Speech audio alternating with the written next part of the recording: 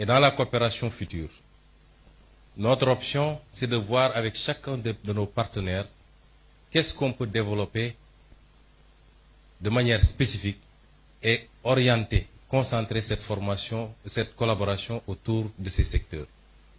Et dans le domaine de la formation professionnelle, pour la technologie, les sciences de manière générale,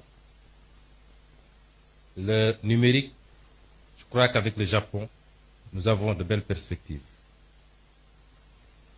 Mais ce que je voulais dire au peuple sénégalais, pour conclure, c'est qu'un peuple ne se développe que par lui-même.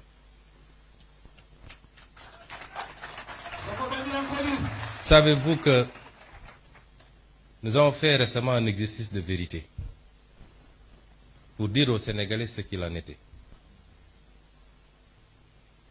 Certains ont crié au loup en disant que nous aurions dû mentir au peuple sénégalais pour éviter de nuire à l'image du Sénégal.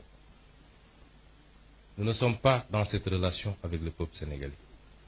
La vérité sera dite, quelles qu'en soient les conséquences, mais pas pour nuire à l'image du Sénégal, pour lancer un message très fort au peuple sénégalais. C'est que ce qui nous a conduit à ces situations, c'est qu'on a souvent voulu se cacher derrière notre petit doigt et éviter d'affronter les réalités de face.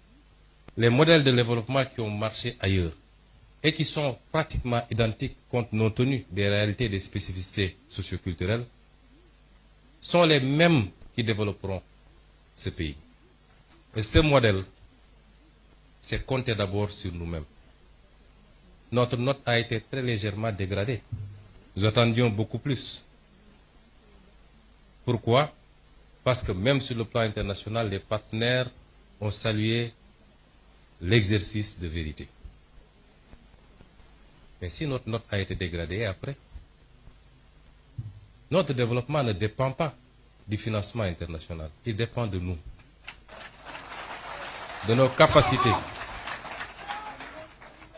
capacités à nous fixer des objectifs, à mobiliser toutes les ressources endogènes. Et Dieu sait qu'on n'en a pas mobilisé encore le 5e. Et seulement, mais alors seulement, toute aide internationale, encore que c'est rare de parler d'aide, puisque c'est souvent des dettes, viendra simplement en complément. Et ce message, nous devons le comprendre parce que si aujourd'hui le Japon, qui n'a aucune ressource naturelle,